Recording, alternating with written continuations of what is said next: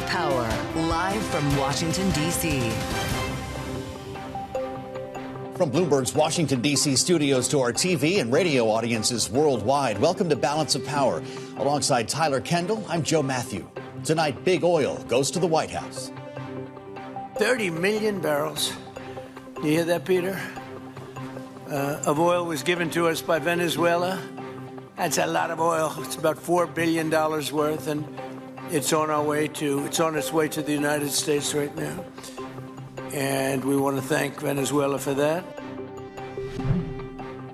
Executives from the country's top energy companies, from Exxon and Chevron to Halliburton, Valero, and more, descending onto Washington today as the administration gets set to outline its plans for Venezuela. We'll have Energy Secretary Chris Wright joining us from the White House moments from now. Plus, non-farm payroll numbers released this morning cap a year-long slowdown in the labor market, how the Goldilocks figures impacted stocks, and why the president himself released part of the data a full 12 hours early. Also tonight, tensions escalating in Iran as anti-government protests spread through the country. The warning tonight from President Trump to Tehran.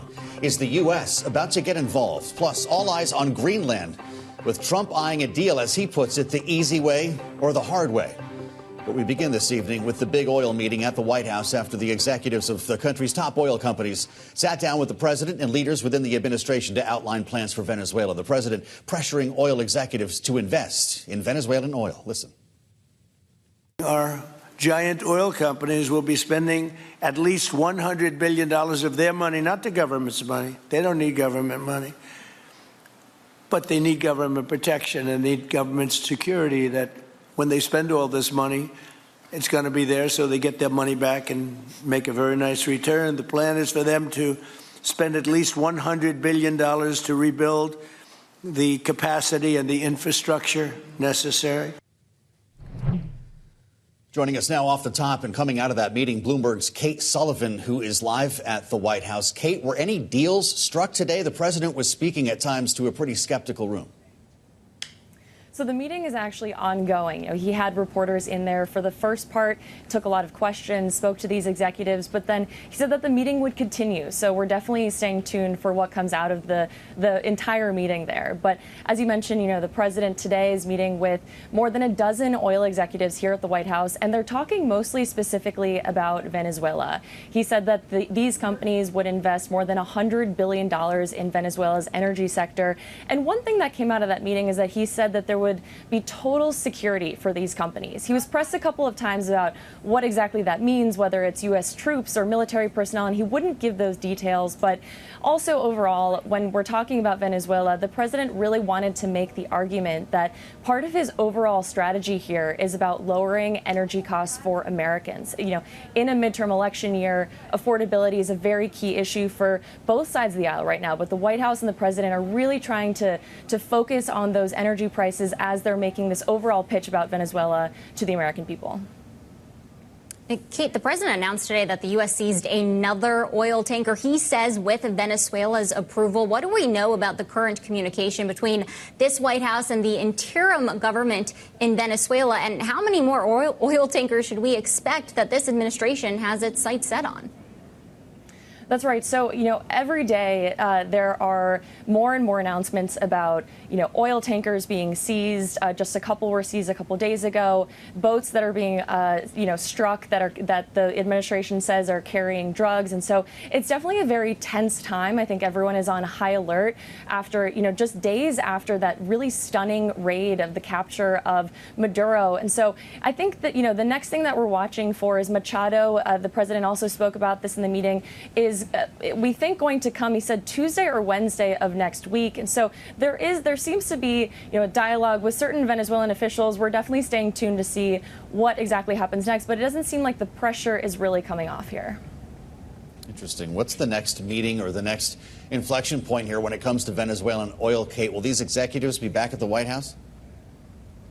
the president did preview another meeting. So again, we'll have to see what comes out of this one and what announcements are made or commitments are made beyond that, $100 billion that the president already said would be invested in the Venezuelan energy sector. But he did preview, another meeting. He was talking about, again, the space of this meeting. There were a lot of executives in that room and other people in that room. And he said, this is why we need a ballroom, because I wanted to get more people in here. And so it seemed to suggest that there would be others that were not in this meeting today that would also be coming at another time soon.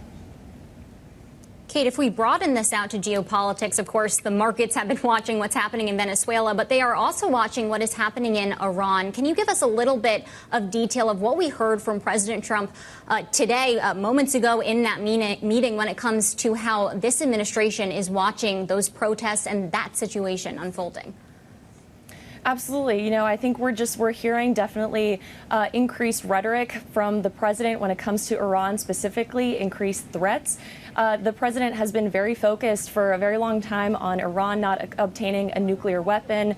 Of course, there was that stunning strike on Iran nuclear facilities earlier just a few months ago. The president is saying that he's not hesitating to take further military action if he thinks that Iran is again trying to rebuild their nuclear program. He had previously said that Iran's nuclear program was totally obliterated, but he said that he's been seeing some reports that might not be the case. They're not completely walking back that completely obliterated line. So definitely, we're hearing a lot of rhetoric from the president when it comes to Iran specifically, and threats being made.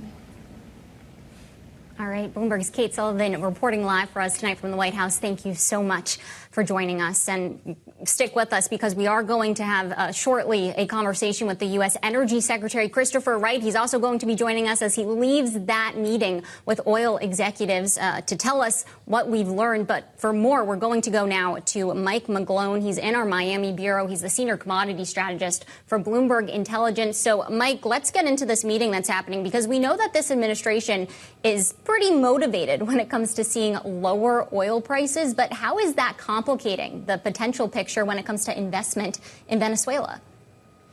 Well, that's the key thing, Tyler. The bottom line for me is when Mr. Trump said he wanted lower energy prices, that he's got pre-existing trends in his favor. The cycles are in his favor. And now we're seeing the methods, which is basically a hammer. It's significant. But Venezuela on a global basis really doesn't matter much right now. Let's say if they increase production 1 million barrels a day, that's like 1% of the total. If you look at the U.S. alone, we have a surplus of crude oil and liquid fuel supply versus demand of around 4 million barrels a day. That's significant, and that's increasing every day. So the way I see what's happening is he's going to get those lower energy prices. As you mentioned, he is motivated, and he's motivated for other things, too, like lower interest rates and lower yields. And this will help push down inflation and interest rates. But as far as working out the details, I leave that to you to report on it and for me to figure out what it means for prices. And bottom line, right now is prices are going down. I don't know what stops it. Well, you've been consistent on that long before the president decided to go to Venezuela, Mike. Our audience should know that you've been predicting crude closer to 40 than 60 for some time now. And the declines that we've seen have all made your forecast come true here. Does a huge influx of heavy, sour crude make that much of a difference? No, not really. It doesn't make a big difference. And it's the big picture. So far this week, it's what the market's telling us, Joe. Crude oil is actually up on the year, up about 2.5%. But what's down is natural gas. It's down 15%. And that's the number one measure of, or actually source of heat, electricity, and fertilizer in this country. So crude oil doesn't really care, but that source is. And within a month or two, we're going to be able to say that natural gas is around $2. And the average cost of a gallon of gasoline right now is $2.80. It's heading towards $2. So all those trends are in his favor. And he's just accelerating them right now. Mike, can we talk about the broader geopolitics of what's happening in Venezuela? Because in his remarks earlier today, President Trump spoke about this competition with China. We know Beijing is the largest importer of Venezuelan crude. What does that look like for the Chinese market going forward now that the U.S. is so heavily involved? Well, that's a unique thing. I pointed out the U.S. and all of the Americas, from Alaska down to Patagonia, now the U.S., all of Western Hemisphere is becoming a price maker in this space, more of the supply space. And if you look at China, their total imports of around 11 million barrels a day have been flat for almost 5 years now. So they're not increasing demand. Supply is picking up, shifting over to the Western Hemisphere. It's shifting the power base. So the key thing is China gets a lot of its crude from Iran and Russia. So it's not going to make a big difference, but it's going to pressure Russia's ability to wage war. But overall, I think this pulls China a little bit out of Venezuelan influence. And the key thing for me is it keeps things like gold bid. Geopolitical politics is what's keeping gold, I think, on its upward trajectory. Indeed, Mike covers the whole commodity space. I want to just go back to what you were saying about natural gas prices. Mike, you layer that onto crude oil and gasoline from what we've been watching. Is there going to be less demand as data centers continue to sprout out of the ground like weeds here for nuclear if natural gas prices continue to sink? Well, that's the key thing that the Trump administration is doing. It's harnessing all forms of energy, which is part of the improvement of the human condition. It's not just pushing back on fossil fuels or exploiting anything else like renewables. It's all the above. So the key thing to remember is the cheapest electricity now is from solar, and that's storage. The ability to store it and the cost of storing it and the energy density of the battery is going up. So right now it's a bit of a scramble for that power, but we'll catch up. It also means demand for natural gas, but natural gas has been going down forever, and every time it spikes up, the U.S. finds more supply. It's more motivated. But the key thing I think of when I think of all that electric demand, I think of the most sensitive electric metals are copper and silver, and both of those markets have rallied, and I think the risks is they're towards the later stages of bull markets that might head lower. Markets look forward, and I think they've priced in a lot of that demand already. Interesting. Lower energy prices, though, big picture, Mike, to you, say supply, not a slowing economy. Am I right? Exactly. It's all supply. The economy not slowing at all. We saw that with the data today. But the number one thing, Joe, to make the economy slow down is the U.S. stock market versus GDP. It's the highest in 100 years. And to me, that's what gold's sniffing out. Gold's sniffing out that risk of just a little bit of volatility picking up in the market. And I think that's going to be the key theme this year. We get a little volatility, and markets will probably have a bit of an issue. And that would pressure crude oil more. Yeah, gold at $4,500 an ounce here. Up another 40 today. Mike, it's great to see you. Mike McGlone, senior commodity strategist. He's the best at this at Bloomberg Intelligence. We do thank you. At that new jobs report out today that Tyler mentioned, showing U.S. employers added fewer jobs than expected in December. Here's how analysts responded to the data earlier today on Bloomberg. What I think is going on is we have a productivity revolution of extraordinary proportion. The labor market is largely pretty stable. This report has a lot in there for both sides of the debate. I think there's a big government worker distortion going on here. You see it obviously between the split between the headline and the private payrolls. I think that last time was the last cut for Powell, and now we're going to see not much out of the Fed until we get the new chair. This keeps us on course for them to continue slowly cutting the Fed funds rate. Let's take a look at how Wall Street responded to the economic news, not to mention the oil story that we were just talking about. We turn to Power Moves now with Bloomberg's Nora Melinda, who's with us live from New York. Nora, how'd it go? Well, Joe, there was a lot in focus this week, especially as we're wrapping up the first full week of trading in 2026. Of course, as you mentioned, we have oil in focus. That's really been a lot of the conversation, especially as we think about the developments in Venezuela, as you were just talking about just a bit earlier, the president meeting with a lot of those oil executives, and that's really maintaining a lot of the attention on Wall Street right now. But let's also take a look at markets and how the indexes were moving. We looked at the S&P 500 ending up by about 0.7%. That's sitting at a record high. This is this first full week of the year. We're seeing a gain of about 1.5% for that index in particular. The Nasdaq 100 up about 1%. The Dow Jones Industrial Average up by about 0.5%. But also, we really didn't have a SCOTUS decision here, and a lot of people are really looking to this when we think about tariffs in particular. We didn't really get a decision on that, even though that was expected today. So you did see a lot of names selling off. I'm talking about Mattel. We've got that name that people were really watching, Deckers, and a lot of the really the consumer-oriented names, those that are really heavily exposed to the space and to tariffs more broadly, really seeing some deep plunges into the red. Nora, we got some news today with Meta agreeing to purchase nuclear power from companies to help run artificial intelligence data centers. Of course, we are seeing a huge boom when it comes to demand in energy to fuel AI going forward. What can you tell us about what sort of movement we saw today when it came to nuclear stocks? Well, I mean, if you take a look at how a lot of these tech companies were working, in particular, as you mentioned, the big news that we got today is that Meta is turning 2 nuclear deals for AI data centers. And that's certainly where a lot of people have been keeping their eyes. But I'm also looking at the Mag 7 stocks. We did see an advance of about 0.7% right now. If you take a look at the biggest gainers in that index in particular, we've got Tesla. But if we're looking at the action that we got out of Meta, we did see an advance of about 1%. So people are really keeping their eyes on this company. And especially as we think about nuclear more broadly, especially as we're really moving forward with the artificial intelligence story, that's certainly what's going to be on a lot of traders' minds in 2026, Tyler. All right, Bloomberg's Nora Melinda, Bloomberg Television's markets correspondent, thank you so much. And we're going to have continuing coverage up ahead, so stick with us. This is Balance of Power on Bloomberg Television and Radio.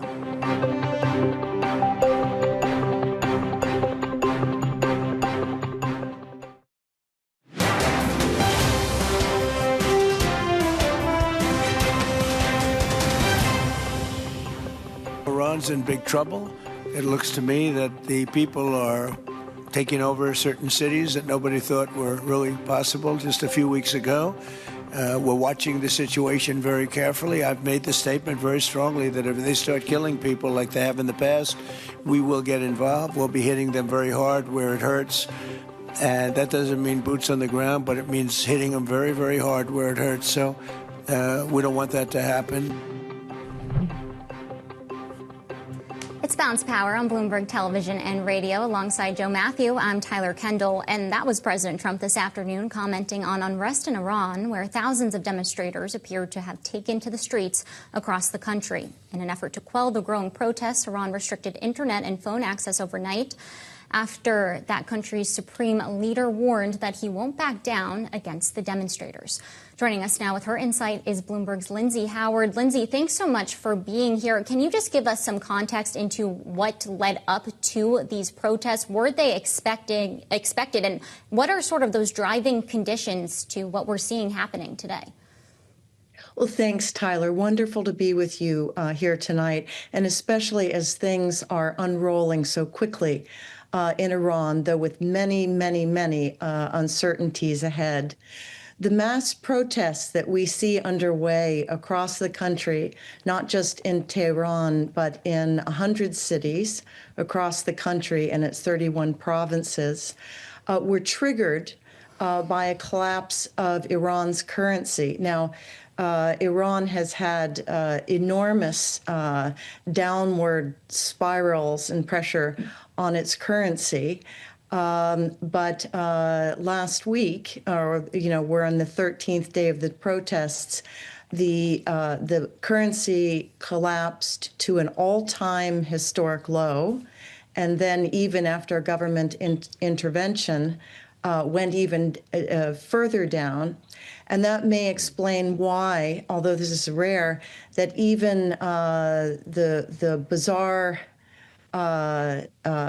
merchants and business people and shopkeepers, in fact, started these protests normally. And this is a little bit different from 1999 student protests, 2003 student protests, 2009, the big Green Revolution protests over the presidential election taken over by Ahmadinejad. And then in 2022, of course, the big parallel is to the very tragic killing of the young woman for not wearing her hijab and for protesting for women's and other rights, and after her death, those demonstrations. So this is fast moving with many uncertainties, but that's what we're seeing now. Pretty dramatic footage that we were just watching while you were speaking, Lyndsay, of the streets literally on fire, and dramatic headlines today as well as Iran cuts off internet and phone access to quell the protests. What has been the impact of that move? Well, as we all know too well, there's a playbook for autocrats and dictatorships, and Iran's is one, and Iran's supreme leader is the oldest reigning autocrat in the world. But it's just one page out of a playbook of cutting off access to the internet and an effort to cut off access to the social media. What's interesting about young Iranians today, and there's a great book by our friend Jared Cohen over at Goldman Sachs, formerly at Google Labs. These young people find ways to create disappearing clouds to send their messages across. So this one thing that is different about this demonstration and these protests today is they're very much decentralized and moving over social media. So the regime is trying to shut that down and not able to. But the other point to this is it does mean that they can mass troops in the Iranian Revolutionary Guard and to hope that the international community will see less of what happens next. What would the U.S.'s response in the region look like as we hear President Trump threaten potential retaliation on the table? I'm curious how you're watching the administration's rhetoric and messaging when it comes to what could potentially happen in Iran. So a terrific point, Tyler. So President Trump has actually been shrewd and restrained on this. His statement is, in fact, a morale booster, it seems, for now, because the other pressure on the horizon is that there may be a return to the Israel-Iran war or something of that nature up ahead, and that's very much on Iranians' minds. But in terms of the U.S. impact, so far, Trump has put that forward to strengthen the hand of the protesters, but we do not see any evidence of U.S. forces or intelligence grouping or national technical means being used to do anything more in Iran. And the Supreme Leader Khamenei's statement that there are mercenaries on the ground, well, good luck with that. He sounds a lot like Putin. It's always some foreigner that's causing the problem. Lyndsay, thank you for your great reporting. Bloomberg's Lyndsay Howard with us on Balance of Power. This, of course, all plays into the oil markets, which we're listening closely today, Tyler, to the president's meeting with top oil executives as the administration pursues its plans to revive the Venezuelan oil industry with the leadership of one cabinet secretary in particular. Secretary of Energy Chris Wright, recommended by Doug as being the greatest oil man anywhere in the world, because I wanted Doug for that job, energy, and Doug said, no, sir, there's a man named Chris Wright. I said, who the hell is Chris Wright? He said he's the most talented oil man anywhere in the world.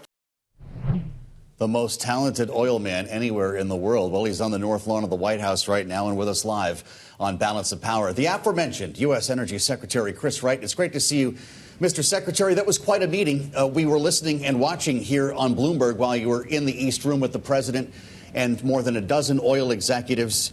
And, of course, there's a big ask here when we're talking about $100 billion over 10 years. I believe that's the outline that we heard. And we'd love to explore this with you, with some concerns about security guarantees and questions about return on investment. Secretary, are you asking these major oil companies to work harder and potentially make less money?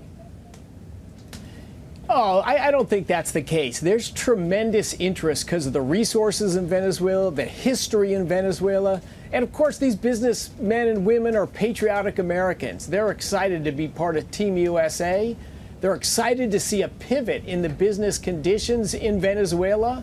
And if several are already on the ground, they're going to ramp up investments, immediately in the next few weeks. So, yeah, can we achieve $100 billion investment over the next 10 years? I think absolutely.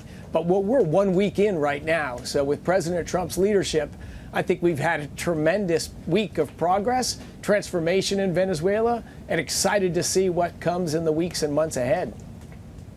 Well, Mr. Secretary, can you outline any of the agreements that the administration was able to ink today? Because President Trump said that there was going to be a few deals made in that room.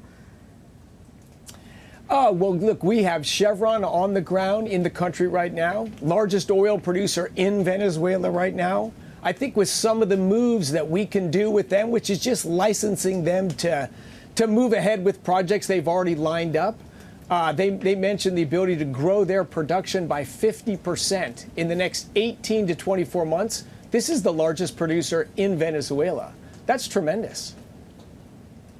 Well, we know they've been there for about 100 years, I think, as the president said. The question is, who will join them, Mr. Secretary? And I'm wondering, when it comes to incentives and security guarantees, what you can tell us. You heard from the CEO of ExxonMobil, Darren Woods, describing his assets being seized twice. He referred to Venezuela as uninvestable. When you talk about security guarantees, is that a military security guarantee, or would there be private security contractors involved?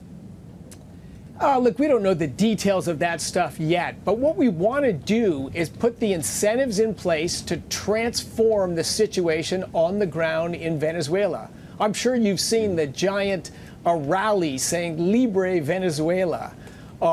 This is a government that for 25 years has just crushed people's rights, crushed their property, made it unsafe. Essentially a large narco, drug, gun, and human running operation. So lots of room for improvement. But I'm quite optimistic that we're going to have to see in the coming weeks how things evolve. But with President Trump's leadership, with the United States' partnership, can we make a pivot and get Venezuela going in the right direction? Absolutely. And the key partners to watch are the ones that are already there. How do their operations change in the next few weeks and next few months? For the re-entrants like Exxon, yeah, that's going to be a longer-term process, of course. Okay, and I hear your optimism, Secretary, but just to understand, you haven't gotten to the point on the ground where you can determine what security apparatus would be necessary. Is that safe to say? That's safe to say. In 7 days, we don't have the full on-the-ground assessment done yet. Has the administration ruled out putting the U.S. military on the ground as a security guarantee? President Trump, of course, never rules out options, but that is definitely not in the plans. That is not the plan. The plan is to use the military power that's manning the blockade of the oil so we can stop the criminals and stop our adversaries from taking oil out of Venezuela and have a more orderly, safe process from what's going on. But the plan today, and I think very likely, will not involve U.S. military operations on the ground in Venezuela. This is a partnership with some incentives based on a blockade and a partnership between the interim authorities in Venezuela and the United States government and oil and gas companies from America and around the world. There's some questions, Secretary Wright, about the role that World Bank money might play, knowing that in many cases there was money seized. World Bank ruled that Venezuela owed over $8 billion to ConocoPhillips. ExxonMobil says it lost more than $16 billion. Chevron has its own number. Is the administration working with the World Bank to unlock that money to help fund this investment? Yeah, look, the Venezuelan government has been horrible to the businesses that have been there and to the people in Venezuela. So there's a lot of money that's owed. There's a lot of redress that's needed to happen. But in the short term, the goal is to flow funds to the interim authorities in Venezuela, stop the collapse of the local currency, the bolivar, and get the economy stabilized and then moving in a positive direction. We have short-term issues that are today much more urgent than ultimately resolving the claims that many companies have against the Venezuelan government. But progress, a free, prosperous Venezuela can resolve those debts and those problems over time. The goal is to get from free fall it's been in for the last few years and get it going the other direction. Well, relatedly, the Interior Secretary Doug Burgum told Bloomberg Television earlier today that the U.S. is unlikely to provide financial support. That appeared to be echoed by the president today. Can you confirm, were any financial incentives offered to these companies to go into Venezuela? No, they were not. You know, oil and gas, you had state control in Venezuela, and it took a thriving oil industry and just crushed it. What we want is capitalist, free market forces, a business, private enterprise, to go in and do what business does, which is figure out how to operate in all different kinds of environments, generate positive cash flow, employ Venezuelans, improve the social conditions, and then things spiral up. We've had 20 years of things spiraling down. We're going to see them spiral up. But no, we don't need U.S. government money to incent companies to go down to Venezuela. They're going to get down there to make money for their shareholders, to help the United States, and to improve the lives of Venezuelans. We heard what the president said earlier, Secretary, that you're the best oil man in the world. I'm wondering, would you be comfortable going to Venezuela yourself to get the lay of the land? Do you plan to go? Oh, I'm sure I will be going to Venezuela before too long. Absolutely. Mr. Secretary, the president said that the companies would be dealing directly with the U.S. I believe he said that the U.S. doesn't want the companies dealing at all with Venezuela. Is that true? How is this actually going to work moving forward? And can you outline what the current communications look like between the U.S. and the interim Venezuelan government when it comes to reviving production in the country? Yeah, again, remember where we are. We are only 1 week into this transformation. So, yeah, only a few of us in the United States government are dealing with a few people that are in the interim authorities in Venezuela right now. So the whole framework of communication and how things are going to work, that's going to evolve over time. Right now, we're in emergency mode. We're in stabilizing the country, stabilizing the economy, dealing with a few people, and all of that will unfold with time. But we're 1 week in. Is the acting president, Delcy Rodriguez, on board with the president's plan, as you understand it? And Energy Secretary, have you spoken with her yourself? I have not spoken with Delcy directly myself yet. But my colleague from the State Department has. And so we're in communication. A few of us are in communication with a team of people down there. And I would say incentives are very aligned. They want a better Venezuela. They want to stop a free fall of their economy. They want to work with the United States to grow the revenues that flow into the country. If you sell more oil, you sell it at a higher price. Everyone wins by that. I would say all of our interactions so far have been highly constructive. What was the mood in the room today, Mr. Secretary? And were there any assurances made that U.S. oil policy won't shift when it comes to Venezuela? Because our understanding is this is a decades-long project that could be underway. What is there to say that the incentive and the priority would be different under a different administration? Did you have any sort of conversations like that with these companies? Oh, yes. Look, the bigger companies, they operate in countries all around the world. You know, Venezuela is certainly not the only country that's gone through phases of very poor governance. Heck, we had 4 years of the Biden administration where he came in guaranteeing he would end the oil and gas industry. That was our own government that pledged that. Now, it didn't seize assets, but it sure talked like it was going to. So hostile government environments are not, they're not new to oil and gas companies. I think that's sad. That's unfortunate. But so they're realistic people. They understand there's trade-offs and challenges everywhere. But again, even in this free fall, we've got several companies operating today. They're immediately feeling that business conditions are about to get better for them, and they're going to ramp up their investments. If you're not in the country yet, of course, you're going to be a little bit more cautious. But we're going to have teams on the ground investigating, following what's happening with production in the facilities, seeing what the safety and security situation is like and how that progresses. But I have no doubt at all we will see massive increases in investment from many companies into the oil and gas industry in Venezuela. And the production profile will reflect that. We'll see growing production later this year, hopefully by this summer. And we'll see better economic conditions and better quality of lives for the people in Venezuela. All those are critical for the U.S. objectives to end criminality, end the exporting of problems to the American people, end the restrictions on oil production that just make gasoline and diesel and plane travel more expensive for Americans, increase American security, and increase security in Venezuela. This is a big challenge. And without a bold president like President Trump, we wouldn't be where we are today. We'd just be still watching a 25-year slide into oblivion, Venezuela becoming a failed state. We don't want to see that happen.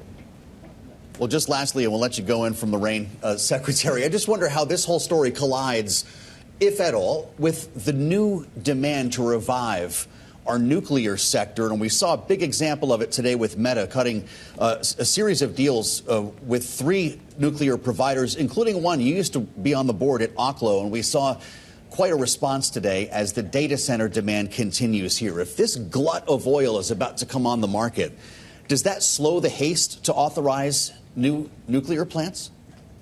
No, not at all. Not at all. The world a billion people live a lifestyle like you and I do, and 7 billion people want to live a lifestyle like you and I. The world needs massively more energy of all different kinds. Or in the United States, only in Hawaii and New England, because of crazy policies, do we ever use oil to generate electricity. It's used for different things. The nuclear plants that we're going to build right now, they're going to generate electricity. That's not even in the same energy realm of oil. But we need more oil, we need more natural gas, we need more nuclear power, we need more geothermal. We need more energy to better people's lives, lower costs in our country, and grow economic opportunities for Americans. This is a pro-energy, pro-America, pro-jobs president. And to me, that's very refreshing. But no, nuclear and oil are not competitive. We want them both to thrive. All right, U.S. Energy Secretary Christopher Wright. Mr. Secretary, thank you so much for joining us here on Bloomberg. And Joe, I mean, listening to the Secretary there, it seems like it is early days, and there is a lot more that they have to figure out when it comes to the assurances that these companies want to see. We have to remember, it was less than a week ago, Tyler, that Nicolas Maduro was yanked out of his bed in the middle of the night and brought to the United States to face charges. So yes, as the Secretary said, it's been 7 days. But if you're running ExxonMobil or one of these companies, you need to know about security guarantees now. And it's clear that this hasn't been completely realized in terms of a plan based on what we're seeing on the ground there. But it doesn't remove the fact that there are militias walking around Venezuela in a very threatening situation for Americans to start going down there to do some work. So this story is far from over. Right. A lot of big question marks. I was there actually ahead of the meeting, caught up with Continental Resources' Harold Hamm, a big supporter of this administration. When asked if his company is going to go into Venezuela, he said, sure, sometime probably, but we don't have current plans to do that, which really underscores just the uncertainty that these companies are dealing with. Now, we do want to continue our coverage of Venezuela and bring in Rebecca Bill Chavez, President and CEO of Inter-American Dialogue. She also served as the Deputy Assistant Secretary of Defense for Western Hemisphere Affairs under the Obama administration. Thank you so much for being here. We've been talking a lot about the domestic company implications, but I want to broaden this out for geopolitics. Can you put into context for us some of what might have been behind the administration's move when it comes to competition in Venezuela, in Latin America, and deterring maybe China and Russia? Certainly. So Latin America has, Chinese influence in particular, has really been growing in Latin America for the past decades. And China in particular had a very prominent role in Venezuela, although it turned out not to be such a great economic bet on the part of the Chinese. So I think great power competition is one of the variables that went into the decision to remove Maduro. I think, we've heard that oil is another reason. Of course, there is the fact that, as Secretary Wright said, that Venezuela was, on the verge of not already a failed state. But one thing to note is that Maduro is out of Venezuela, but Madurismo or Maduroism is still there because Delcy Rodriguez, who we've heard about, is, she was Maduro's vice president. And if we're thinking about the role of extra-hemispheric actors in Venezuela, she was one of the architects of the Venezuelan relationship with China and with Russia. Well, all of that said, then President Trump has made it pretty clear if she doesn't agree with what's going on, there could even be another military strike to remove her. So is Venezuela still a sovereign nation? I think that's an excellent question. I think that many Venezuelans would say no, not at the moment, in particular because of who's in the fact that the United States has said that Delcy Rodriguez is now president and not members of the opposition that actually won the 2024 election, Edmundo Gonzalez and Maria Corina Machado. So, there is concern about what this will mean. This idea, will the U.S. be ruling Venezuela from afar, which would be something that's pretty unprecedented in recent history. Something else I wanted to mention, based on the great conversation you had with Secretary Wright, is the security situation in Venezuela. And this is kind of linked to the conversation about what is it going to take to get U.S. oil companies into Venezuela. And the security situation in Venezuela is dire. And you mentioned the militias, the colectivos, but they're also in areas where U.S. companies would be operating. There should be great concerns about Colombian guerrilla movements, in particular the presence of the ELN and dissident members of the FARC, the Colombian guerrilla organization that was partially dismantled after the Colombian peace accords. But they're also very powerful transnational criminal actors that have really taken advantage of the kind of these vast ungoverned spaces in Venezuela. So I think kind of getting a handle on the security situation to incentivize U.S. companies is going to be really important. There are big questions about what happens next in Venezuela, but also what happens next when it comes to U.S. policy. And we've heard this administration with its messaging around Cuba, Colombia, though the president says that he had a good conversation with the leader there, but also Greenland. I'm wondering if you can put into context for us how our allies around the world are watching what this administration does next. That's a great question, because I think right now, as in the Western Hemisphere, the countries of the Americas, it's a very polarized region. And so, for example, right now, if you look at the response of the countries of Latin America to what has happened recently, and this last week in particular, there have been really divided responses. So you've had countries that are more aligned with the Trump administration, countries such as Ecuador, El Salvador, Argentina, that have really celebrated the U.S. action in Venezuela. But you've also hear from major countries like Brazil and Mexico that don't have. Mexico in particular has really kind of condemned what happened, or what's happened, and particularly the fact that Delcy Rodriguez is still there. So there's a lot of division. I mean, our hemisphere is so divided right now. Mm-hmm. Well, that's the point here, I guess, of the conversation we've been having in Washington recently. Just the 30,000-foot view as someone who is, in fact, Deputy Assistant Secretary of Defense for Western Hemisphere affairs. Are we now in a world in which hemispheric influence is the driving factor in geopolitics? Yes, it's changed, right? We've seen a very rapid change in the U.S. approach in particular towards the region, with a much greater emphasis on kind of military might. There has been a history of that in the past, but not really in particular during the Cold War. So we've seen this real power projection, and we see it right now in the Caribbean. When I was Deputy Assistant Secretary of Defense, it was U.S. Southern Command was constantly battling for more naval assets in its area of responsibility. Whereas now we have over 15,000 troops off the coast of Venezuela. We have, this carrier strike group. So this is really quite unprecedented for the region. On one hand, it's great to see the hemisphere kind of getting the attention. I mean, for so long, it's been kind of overlooked, I would say, given that this is the proximity and the importance of the region to us. But this has definitely there's been a change in the approach. The U.S., of course, is working more bilaterally with countries of the region rather than through multilateral organizations.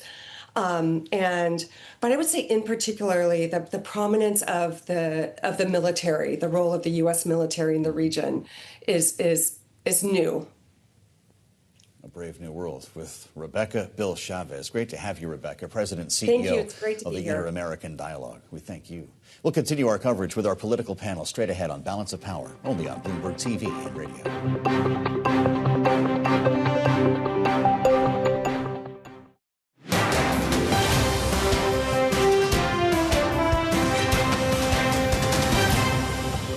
$30 million barrels. You hear that, Peter? Of oil was given to us by Venezuela That's a lot of oil. It's about $4 billion worth, and it's on its way to the United States right now. And we want to thank Venezuela for that. This is Balance of Power on Bloomberg TV and radio alongside Tyler Kendall. I'm Joe Matthew. Thanks for spending part of your Friday with us. The president there earlier in a meeting with top oil executives we've been talking about to discuss plans for oil in Venezuela. Joining us now with their reaction to everything we've learned this hour, our political panel, Bloomberg Politics contributor Rick Davis, Republican strategist and partner at Stone Court Capital, alongside Caitlin Legacki, Democratic strategist, former senior advisor to Commerce Secretary Gina Raimondo. It's great to see you both. Rick, you work in the investment business and you spent a career in politics, and I'm wondering what you thought about what we heard today. You know the security situation on the ground in Venezuela, and you've got some pretty major oil executives who are worried about sending their workers there. Can this administration secure the situation on the ground enough to secure the money? Yeah, I think this is like the biggest hostile takeover in the history of American business. And it's different from the stock exchange. It was done at the end of a barrel.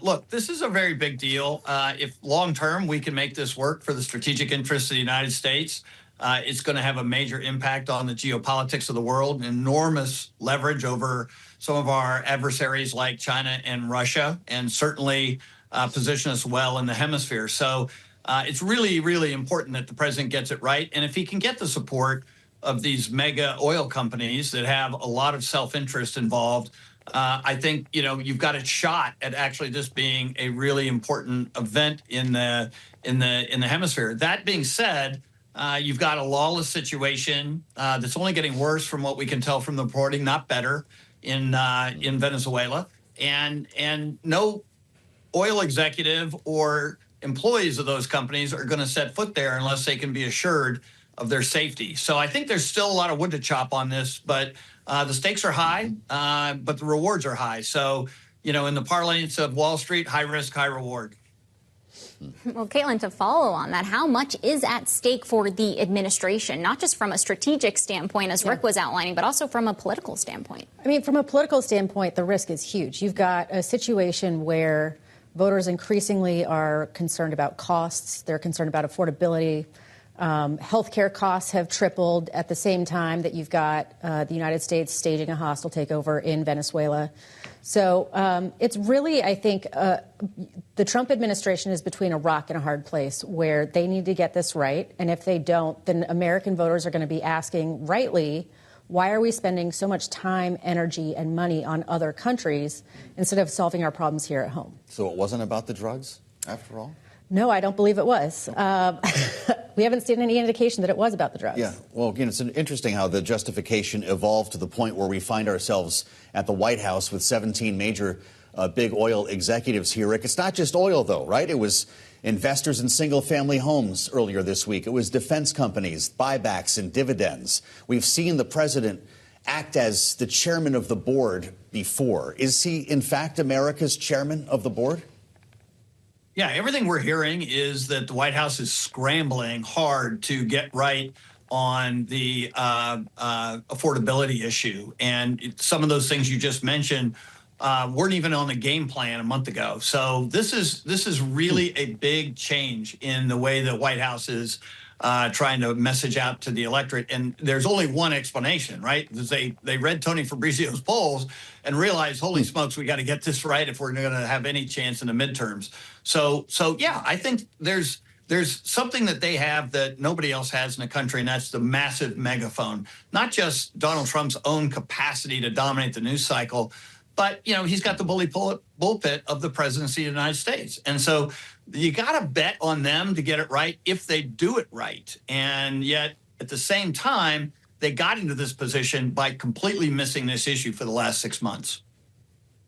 You worked under the former Commerce Secretary, Caitlin. Can you give us just a little bit of an insight here into how policies rest on one Congress, but also the private sector? Because we saw a lot of that this week from the president calling on Congress to codify initiatives, but then also pressuring companies like big oil to make good on these investments. Yeah, I think that we are in a moment in time where administrations understand that in large part because Congress is so difficult to either get anything done or implement it effectively, you are increasingly reliant on the private sector to implement your agenda, work with the government to make sure that whether it's oil in Venezuela or chips in Arizona, that we're able to really execute on these policy priorities. And so I think, to me, what was most striking was that, the people who have the most to gain from this are the oil companies, and you're still hearing a lot of hesitation from them about whether or not they're able to execute